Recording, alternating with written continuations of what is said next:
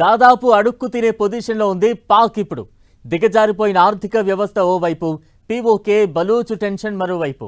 ఇలాంటి పరిణామాల మధ్య ఆ దేశంలో సైన్యం తిరుగుబాటుకు రంగం సిద్ధమైందనే ప్రచారం ఇంకోవైపు. హోంమంత్రి నఖ్వీ వ్యాఖ్యలతో పాక్ రాజకీయాల్లో ఒక్కసారిగా కలకలం రేగింది. సైన్యం తిరుగుబాటు చేసేందుకు రెడీ అయిందా? మునీర్ మరో ముషారఫ్ కాబోతున్నారా? అసలు పాక్లో పరిస్థితి ఎలా ఉంది?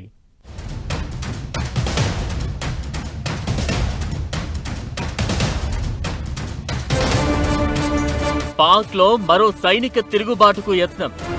పాక్ హోంమంత్రి నఖ్వీ వ్యాఖ్యలతో కలకలం.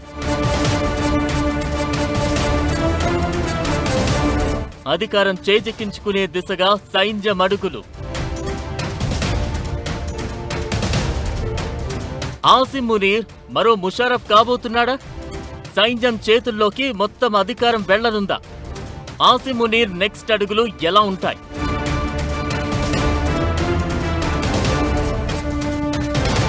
పాకిస్తాన్లో సైనిక తిరుగుబాట్ల చరిత్ర ఏంటి? ఇప్పటికే ఆర్థిక, రాజకీయ సంక్షోభాల్లో పాక్లో ఏం జరుగుతోంది? ఏం జరగబోతోంది? పాక్లో పరిస్థితి రోజురోజుకు అధ్వానంగా మారుతోంది. క్లియర్గా చెప్పాలంటే దాదాపు అడుక్కు తినే స్థితిలోకి వచ్చేసింది. చైనా గుప్పెట్లో చిక్కుకుని ఆర్థికంగా అల్లాడిపోతోంది. ద్రవ్యోల్బణం పీక్స్ కు చేరింది. నిత్యావసరాల ధరలు ఆకాశానికి చేరుకున్నాయి. అప్పు దొరికితే తప్ప కడుపు నిండని పరిస్థితి. ప్రపంచ దేశాల నుంచి అప్పులు తీసుకువస్తున్న పాక్ సర్కార్ జనాలను గాలికి వదిలేసి ఆ నిధులతో ఉగ్రవాదులను మేపుతోంది. పాక్లో రాజకీయ పరిస్థితులు కూడా అసలే బాలేవు. మాజీ ప్రధాని ఇమ్రాన్ ఖాన్ ని జైల్లో ఉంచడం, పాక్ ఆర్మీ చీఫ్ గా మునీర్ బాధ్యతలు చేపట్టడం, ఉగ్రవాద ప్రభావం ఎక్కువగా ఉండటం లాంటి కారణాలతో పాక్ లో అంతర్గత సంక్షోభం కనిపిస్తోంది. ఇలాంటి పరిణామాల మధ్య సైన్యం తిరుగుబాటుకు రంగం సిద్ధమవుతుందన్నట్లుగా ఆ దేశ హోంమంత్రి నఖ్వీ చేసిన వ్యాఖ్యలు ఆ దేశ రాజకీయాల్లో కలకలం సృష్టించాయి. సైన్యాధ్యక్షుడు జనరల్ ఆసిమ్ మునీర్ కు అత్యంత సన్నిహితుడుగా, సైన్యం బ్లూ ఐడ్ బాయ్ గా మొహసిన్ నఖ్వీకి పేరు. ఈ మధ్య జరిగిన పాకిస్తాన్ ఎకనామిక్ సమ్మిట్ లో ఆయన సంచలన వ్యాఖ్యలు చేశారు. దేశంలో గత 80 ఏళ్లుగా ఉన్న పరిపాలనా వ్యవస్థ పూర్తిగా కుప్పకూలిపోయిందని, దేశ చరిత్రలోనే అతిపెద్ద అవినీతి కుంభకోణాన్ని తాను బయటపెట్టారని, అందులో న్యాయమూర్తులు, ఉన్నతాధికారులు, రాజకీయ నేతల ప్రమేయం ఉందని ఆరోపించారు. సైన్యానికి దగ్గర వ్యక్తి అయిన నఖ్వీ ఈ వ్యాఖ్యలు చేయడంతో షెహబాజ్ ప్రభుత్వాన్ని కూల్చేందుకు సైన్యం రంగం సిద్ధం చేస్తోందనే ప్రచారం ఊపందుకుంది. నఖ్వీ వ్యాఖ్యలపై షెహబాజ్ షరీఫ్ కేబినెట్ లోని మంత్రులు తీవ్రంగా మండిపడ్డారు. నఖ్వీకి జవాబుదారీతనం లేదని, ముందుగా తన శాఖలో మార్పులు చేసుకోవాలని రక్షణ మంత్రి ఖవాజా ఆసిఫ్ సెటైర్లు వేశారు. ప్రభుత్వంలో భాగస్వామిగా ఉన్న పీపీపీ పార్టీ నేతలు నఖ్వీ వెంటనే రాజీనామా చేయాలని డిమాండ్ చేశారు. సొంత ప్రభుత్వంలోనే ఈ స్థాయిలో వ్యతిరేకత రావడంతో పరిస్థితి మరింత ఉద్రిక్తంగా మారింది. వ్యవస్థాగతంగా కలకలం రేగడం, ప్రభుత్వ మార్పిడి ప్రచారం జోరందుకోవడంతో నఖ్వీ వెనక్కు తగ్గారు. తాను చేసిన వ్యవస్థ కూలిపోయింది అనే వ్యాఖ్య ప్రస్తుత షెహబాజ్ ప్రభుత్వం గురించి కాదని, గడిచిన 80 ఏళ్లుగా కొనసాగుతున్న పాత పరిపాలనా నమూనాను ఉద్దేశించి మాత్రమే అని వివరణ ఇచ్చారు. తన వ్యాఖ్యల కారణంగానే చెలరేగిన ఈ రాజకీయ తుఫానుపై ఆయన స్వయంగా క్లారిటీ ఇచ్చారు. షెహబాజ్ ప్రభుత్వం పూర్తి 5 ఏళ్ల పదవీ కాలాన్ని పూర్తి చేసుకుంటుందని, కూలిపోయే ప్రసక్తే లేదని స్పష్టం చేయడంతో ప్రచారానికి తెరపడినట్లు కనిపిస్తున్న వివాదం మాత్రం రాజుకుంటూనే ఉంది. దేశంలో కనిపిస్తున్న ఆర్థిక, రాజకీయ పరిస్థితులు, కనిపిస్తున్న పరిణామాలు నఖ్వీ మాటలకు మరింత బలం చేకూర్చినట్లవుతోంది. ప్రస్తుతం పాక్ లో సైన్యం, ప్రభుత్వం కలిసిన హైబ్రిడ్ పాలన నడుస్తోంది. అలాంటిది ఇప్పుడు సైనిక పాలన వచ్చే అవకాశం ఉందా అనే చర్చ మొదలైంది. పాక్ లో జనాలపై నియంత్రణ, అంతర్గత భద్రత, రక్షణ వ్యవహారాలు మాత్రమే కాదు, వ్యూహాత్మక కమాండ్ కూడా ఆసిమ్ మునీర్ ఆధీనంలో ఉంది. 3 సాయుధ దళాలపైన ఆయనకు కీలకమైన ప్రభావం ఉంది. దీంతో ఆయన ప్రస్తుతం పాక్ వాస్తవ పాలకుడిగా మారిపోయారనే విశ్లేషణలు ఎలాగూ వినిపిస్తున్నాయి. ఇప్పటికే ఇంతటి అధికారం ఆయన చేతుల్లో ఉన్నప్పుడు అధికారికంగా దేశాన్ని పాలించడానికి ఎందుకు రాకూడదనే ప్రశ్న కూడా తెరమీదకు వస్తోంది. గతేడాది కాలంగా పాక్ లో పౌర ప్రభుత్వం చాలా బలహీనంగా ఉంది. ఇస్లామాబాద్ లో ప్రధాని షెహబాజ్ షరీఫ్ ఉన్న విదేశాంగ విధానం, అంతర్గత భద్రత, పరిపాలన వంటి కీలక నిర్ణయాలు రావల్పిండి నుంచే వస్తున్నాయనే అభిప్రాయం ఉంది. క్లియర్ గా చెప్పాలంటే పైకి షెహబాజ్ షరీఫ్ ప్రభుత్వం కనిపిస్తున్నా అసలు అధికారం మాత్రం సైన్యం చేతుల్లో ఉందనే విమర్శలు ఉన్నాయి. ఇక అటు పాక్ ప్రస్తుతం చాలా సమస్యల్లో ఉంది. ఆర్థిక వ్యవస్థ తీవ్ర ఒత్తిడిలో ఉండగా బలూచిస్తాన్లో తిరుగుబాటు కొనసాగుతోంది. ఖైబర్ పఖ్తూన్ఖ్వాలో ఉగ్రవాద దాడులు పెరుగుతున్నాయి. పీఓకేలో పాలనపై జనాల్లో అసంతృప్తి పెరుగుతోంది. ప్రభుత్వ వ్యతిరేక ఆందోళనలు జరుగుతున్నాయి.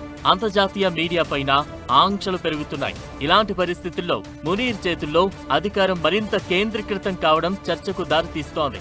నఖ్వీ తన వ్యాఖ్యల మీద ఏదో క్లారిటీ ఇచ్చే ప్రయత్నం చేసినా ఈ ప్రచారం మాత్రం ఆగడం లేదు.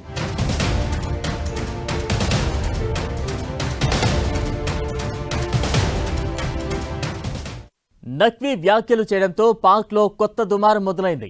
ఆ తర్వాత ఆయన వివరణ ఇచ్చినా అది మాత్రం ఆగడం లేదు. నిజంగా మునీర్ తిరుగుబాటుకు సిద్ధమవుతున్నారా? అసలు పాక్లో ఇలాంటి పరిణామాలు ఎప్పుడెప్పుడు జరిగాయి? తిరుగుబాటు అనేది ఎలా ఉంటుంది? పాక్ రాజకీయాల్లో జరుగుతున్న చర్చ ఏంటి?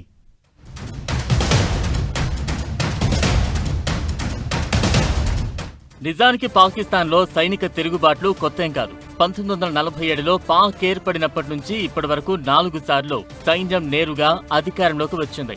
1958లో అయూబ్ ఖాన్, 1969లో యాహ్యా ఖాన్, 1977లో జనరల్ జియా ఉల్ హక్, 1999 జనరల్ పర్వేజ్ ముషర్రఫ్ సైన్యాధ్యక్షులుగా ఉంటూ తిరుగుబాటు చేశారు. పాక్ పాలనా పగ్గాలు చేజిక్కించుకున్నారు. ఇక 1958, 1977, 1999లో ఎన్నికైన పౌర ప్రభుత్వాలను సైన్యం కూలదోసింది. నిజానికి గత పరిణామాలను డీకోడ్ చేస్తే పాక్లో సైనిక జోక్యం 2 రకాలుగా కనిపించింది. మొదటిది ప్రత్యక్ష సైనిక తిరుగుబాటు. ఇందులో సైన్యం నేరుగా ప్రభుత్వాన్ని కూలదోసి అధికారాన్ని స్వాధీనం చేసుకుంటుంది. రాజ్యాంగాన్ని నిలిపివేయడం లేదంటే మార్చడం, పార్లమెంట్ అధికారాలను తగ్గించడం, మార్షల్ లా విధించడం లాంటివి జరుగుతాయి. రెండోసారి పరోక్ష సైనిక పాలన.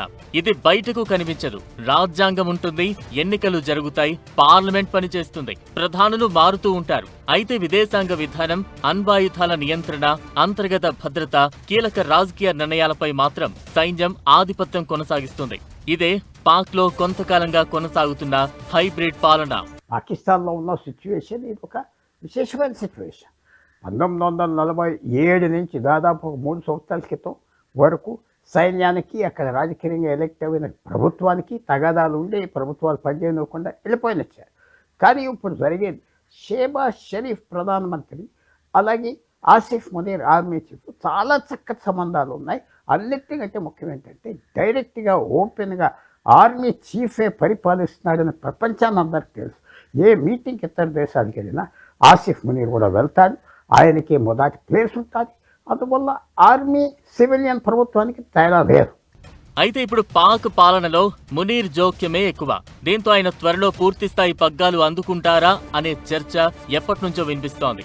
నఖ్వీ వ్యాఖ్యల తర్వాత అది మరింత స్ట్రాంగ్ అయింది. 2022లో పాక్ సైన్యంతో ఇమ్రాన్ ఖాన్ కు విభేదాలు మొదలైన తర్వాత నుంచి ఆసిమ్ మునీర్ తన అధికారాన్ని పెంచుకుంటూ వచ్చారు. పీటీఐపై చర్యలు, పౌరులపై సైనిక కోర్టుల విచారణలు, 2024 ఎన్నికల సమయంలో పీటీఐని బలహీనపరిచేలా వ్యూహాలు, పీఎంఎల్, పీపీపీ పార్టీల మధ్య రాజకీయ పొత్తు, ఇవన్నీ పాకిస్తాన్లో సైన్యం ఆధిపత్యం పెరిగిందనే అభిప్రాయాన్ని మరింత స్ట్రాంగ్ చేశాయి.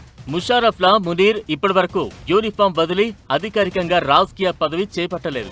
అయితే మార్షల్లా ప్రకటించకుండానే ముషర్రఫ్ స్థాయి అధికారాన్ని ఉపయోగిస్తున్నారనే విమర్శలు ఉన్నాయి. అయితే మునీర్ నిజంగా నేరుగా సైనిక పాలన తీసుకురావాలని చూస్తున్నారా అనే దానికి క్లారిటీ లేదు. అయితే పాక్ పరిణామాలు గమనిస్తున్న వారికి మాత్రం నఖ్వీ వ్యాఖ్యలు పాకిస్తాన్లో పెద్ద రాజకీయ మార్పులకు సంకేతం కావచ్చనే అభిప్రాయం తీసుకువస్తోంది. మునీర్ దేశాన్ని నేరుగా స్వాధీనం చేసుకుని మార్షల్లా ప్రకటించే అవకాశం ఉండొచ్చనేది ఇంకొందరి వాదన. అయితే ఒక్క విషయం మాత్రం క్లియర్ గా కనిపిస్తోంది. పాక్ లో అధికారం క్రమంగా రావల్పిండి సైనిక వ్యవస్థ వైపు మరింతగా కేంద్రీకృతం అవుతోంది. మునీర్ ఇప్పటికే దేశంలోని కీలక వ్యవహారాలపై భారీ స్థాయిలో ప్రభావం చూపుతున్నారు. ఇప్పుడు పాలనా వ్యవస్థ కుప్పకూలిందని ఆయనకు అత్యంత సన్నిహితుడైన నఖ్వీ చెప్పడం ఈ చర్చకు మరింత బలం చేకూర్చింది. ఆయన వివరణ ఇచ్చినా చర్చ మాత్రం ఆగడం లేదు.